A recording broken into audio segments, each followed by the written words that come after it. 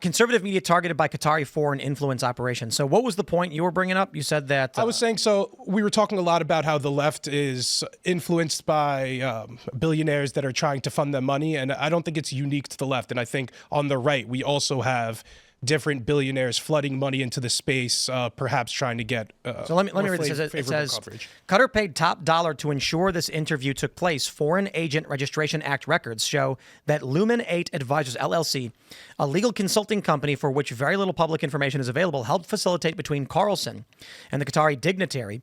The embassy of the state of Qatar pays Lumen 8 Advisors $180,000 per month to provide media and communication coaching and consulting services. Qatar wants to further cement ties with Trump and allies for many reasons, including to defend itself against Republican attacks, for its relationship with Hamas and Iran. Anna Jacobs, a non-resident fellow at the Arab Gulf States Institute, said of the Carlson interview. So they were saying that the biggest victory was Tucker Carlson and Qatari Prime Minister Mohammed bin Abdulrahman Al Thani in March. Now, they want to mention it's got 6 million views across X and YouTube. That being said, I mean, it doesn't mean Carlson has anything to do with it. I think we have to be careful about if Qatar is hiring a media advisory agency and then saying, we want to, like, on this Lumen 8 emails Tucker and says, would you like to interview the Prime Minister of Qatar? He's going to say yes.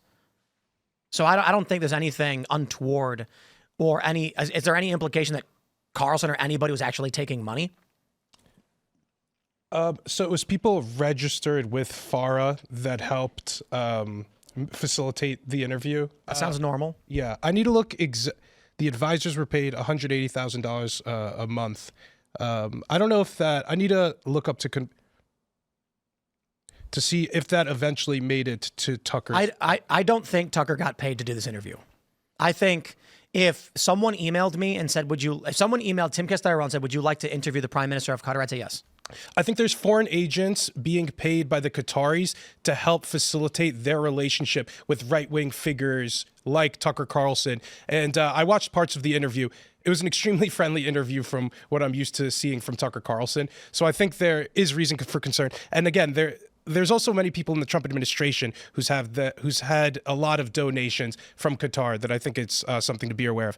Pam Bondi received millions of dollars in donations when she was AG in Florida from Qatar. She formerly lobbied for Qatar, it says. Yeah, actually Qatar as well. I think also Kash Patel, despite I think doing a great job so far, also had a lot of Qatari involved with them. So, and then it's a small country. It's got 300,000 people. And then moreover, Qatar also has their Al Jazeera media outfit that they're only losing money on. So I think it isn't too crazy to assume that such a small country may have some ulterior motives with a lot of their media strategy here.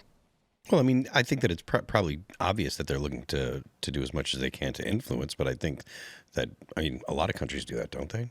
It's a question of whether it's illicit. And let's try and break this down. I think this is why I can't stand the issue of the Israel-Palestine stuff. Because nobody is, but you know, I'll just put it this way: all is fair in love. All is fair in love and war. I get it. So what do we have here? I would break this down as Tucker Carlson was approached by a media consulting firm that works for Qatar and said, "Would you like to interview the Prime Minister?" And he said, "Yeah, that sounds amazing. An interview with a world leader. That's huge." That's it. Qatar hires a media agency. We have PR and publicists. We pay them. They're not foreign. They're Americans. And they reach out to news outlets and say, on behalf of Timcast IRL, like, would you be interested in these stories? Or would you be interested in these interviews? I think that's all this is. The reason it's FARA is because it's Qatar. And I think the attempt here from the Examiner is to malign Tucker Carlson as if he did, make it appear as though he did something wrong. Is there a narrative that you believe Qatar tends to push that you find objectionable, or do you think that they have motives that are contrary to what the United States motivation would be? So I think US national their interest? Al Jazeera media outfit is an anti-Western outlet that has a lot of nefarious intentions on the world stage. And I think they are the main funders behind that. And I'm super critical of them. I think they're huge hypocrites. So, you know, like on their Al Jazeera channel, they'll constantly rail about human rights, but they built their country with slave labor. And you said they only have 300,000 citizens, right? But there's something like 2 million non-registered citizens in their country, pretty much acting as slaves. There's no rights for women in their country, among other things. But well, I think Al Jazeera Plus was the bigger issue. I don't know if they still exist. yeah, that's their more progressive outfit. But again, Al Jazeera never cover Qatar either in any sort of professional way. They what? They shouldn't. Why not? It's a conflict of interest. I think it's a conflict of interest to just completely stay out of it. I think they should try to be unbiased and cover themselves. The same thing with the Washington Post and Bezos. If you were truly unbiased, then you'd have some of the most cynical coverage of yourself. But it's convenient for one of the biggest networks in the Middle East, run by such a small country, to be like, oh yeah, we'll cover all the misdealings of all the countries around us, except in our own country. And a lot of the Middle Eastern countries around them in the Middle East don't like them as a result of this. I think the BBC are a bunch of liars. Sure. And so that's the issue. It could go either way. I don't fault a country for reporting on themselves or not, depending on the size of the country, I suppose. Like we read the BBC and it's often BS. Like Tommy Robinson got released today, which is awesome and amazing news. And if you're going to read about him in the BBC, they're lying about everything. It's insane. And so Qatar's not reporting on themselves. I shrug. If they were, would we believe it? I wouldn't want to read that. I'm going to read something else. I do think it's interesting that a tiny nation has such outsized influence. Trump going there and the Qatari jet was a terrible idea. He should not be accepting that jet for security reasons alone. Yeah. Then you had Theo Von going and visiting with Trump and then coming back and saying that there's a genocide going on in Palestine, in Gaza. And I'm just like, when I pointed out that people started commenting, Theo Von just got back from Qatar, and I was like, I thought they were kidding. I thought they were making us like they were insulting him. Right. Saying that his position on this is like akin to him going to Qatar. And then I realized he actually did go there. Like it was actually a big trip that he did. And so I tweeted, wow, I didn't realize this. And the response I got from people was that I was implying Qatar paid him for that opinion, which I never said that. These people are psychotic. I said, no, he went to Qatar, talked to some people. They told him this. And he said, wow, I didn't know that. And then came back and it became a part of his show. The question I have is, why does this small country have such outsized influence? And I'm not saying they're paying for it. I'm saying people want to go there, and they go there, and then they adopt those views and those opinions, and they believe it. It's wild. And that's and it's not, I'm not even making a comment on Israel. They have such outsized influence because they are paying for it. I mean, to a certain degree. Yeah, I mean, that's... but I mean, like, I don't think they went to Theo Von and said, "Here's $1 million. Go claim there's a genocide happening." Maybe not in that case, but they're going to have influence with celebrities that they're going to bring over for their weddings, and they're going to, pay. Right. They're going to pay $250 million for a wedding for a prince or a, And they'll donate a ton of money to the school that you want your child to go to, and they're donating to all these politicians, and they're donating to all of these interest groups, and then they have their media outfit that are all incestuous with one another. The Israelis would be jealous of the influence operation that the Qataris have. Frankly. It's amazing.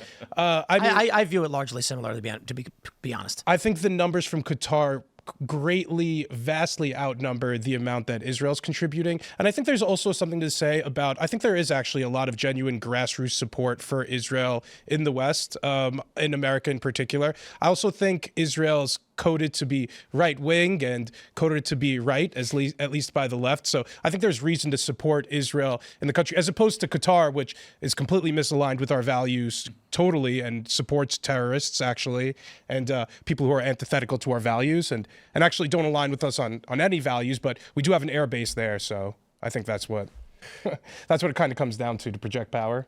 A big deal. Yeah. And I mean, even his donations to Pam Bondi in the past is, they're willing to line anybody's pockets. They're saying that Trump is a Qatari asset, not a Russian asset. I think after your trip to Israel, you're going to have to stop in Qatar as well. When I go to Israel? Yeah, you're going to. When am I going to Israel? Oh, we'll need to plan the trip out. With your new APAC handler, I made some phone calls. I've been to Tel Aviv before. It's beautiful. And, I don't know. I think people are nuts. I think it is infinitely strange to me how this is the You know what I call this? I call it Israel first. I think the people who love and hate Israel are both Israel first, and it's the weirdest thing to me. Because I'm like Israel 10th, maybe. Like there's a bunch of other countries I think are more important, like Mexico and the cartels are in a higher ranking as to what I care about in this world. Ukraine ranks higher as far as I'm concerned. It matters. what's going on there is important. The only reason it's on the list at all is because the U.S. is providing funding to Israel, and there's conflict going on around it that I don't think the U.S. should be involved in.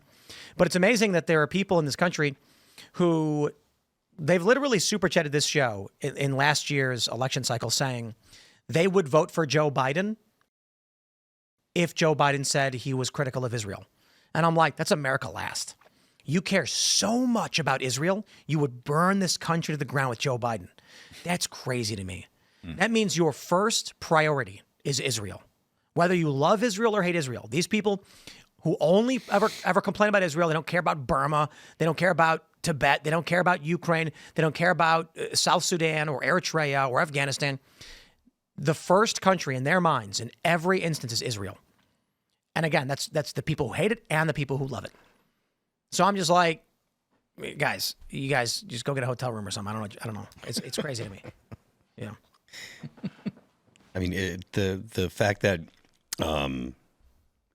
there are people that are so they call themselves America First, and they're so focused on Israel, when the amount of money that we give to Israel is marginal when it comes to the real big problems like in the national debt, like mandatory spending, Medicare, Medicaid, those things that are having a serious impact on whether or not people will buy our treasury bills now. I mean, last week the bond market opened up, and there was such soft demand that they had to the yield I think went up. I don't know exactly how much it was, but the yield went up for Treasury bonds because people didn't want them. And the reason people didn't want them is because the bill passed, the big beautiful bill passed, and there's so much more spending.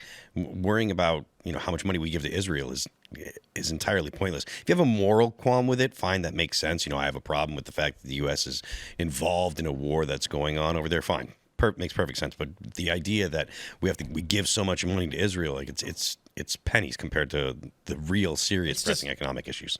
As you pointed out, the America First people only talk about Israel. And well, they are the functional democracy there.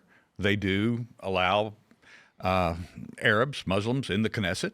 They do allow gays and transgenders to oh wow! So now we're anti-Israel. Participate. No, Yeah, maybe to their own detriment. I mean, these are allowed in their culture, and they're not allowed in the border cultures. And that's fine. My point is, if someone came to me and said, "I don't like the U.S. spending money in these foreign wars, Ukraine, Taiwan, Israel, Afghanistan, Iraq," I'd say, oh, I understand. I'm totally with you on that. But when they come to me and they say, the U.S. should be spending money on Israel, I say, what about other countries? No, Israel. And I'm like, dude, the only thing you care about is that you are Israel first and foremost. All the Groypers, Nick Fuentes, and everyone there, Israel first. The only thing they ever talk about, they won't shut up about it. They love Israel. I get it. They hate it. They hate Israel. They hate AIPAC. They hate all these people, but it's the only thing they talk about. They act like no other problems exist. Right. And I'm like, the point is, when you wake up in the morning, the first thing in your mind is Israel. For me, it's America. How do we secure our borders? What's going on with fentanyl in Canada? What's going on with illegal immigration from Guatemala into our country? So when I have a list of countries I care more about, I'm like, first of all, American labor. Are we helping Gen Z get in the labor force, buy houses, and have families? That's the first thing I'm thinking about when I wake up. How do we build culture among Americans? How do we get people to be moralistic in our country? Then I'm worried about Mexico. They got cartels. They're shoveling drugs up to our country. Our borders insecure. Then I'm concerned about Guatemala. Then I'm concerned about El Salvador. Then I'm concerned about Honduras. Then Brazil. And at some point down the list, I'm like, there's Israel. But these people wake up every day bashing their faces against the wall, screaming the word Israel. And I'm like, you are Israel first. And I hope you hear me. Clearly, they're definitely focused on Israel far more than they are on the U.S. Yep. And that's why when they said they would vote for Joe Biden over Donald Trump, I said, that is a person who would burn this country to the ground because they care more about Israel. They hate Israel, but Israel matters so much more to them. They would see America burn if it meant bad things happen to Israel. Cutting your nose to spite your face, yeah. I don't know why you care so much. And they live in these crazy worlds where Israel is the most important country on the planet. And I'm telling you, it is fascinating how they think Israel controls the weather. I like the amount of, it's not even a joke. I know. It's obvious that Ian controls the weather, not Israel. The amount of crazy conspiracies they think, they believe that Israel controls everything, is this secret cabal of Jews that are running the whole world. And I'm like, that is Israel's first you can get. Mm-hmm. They hate America, and they only care about Israel. It's the only thing they focus on.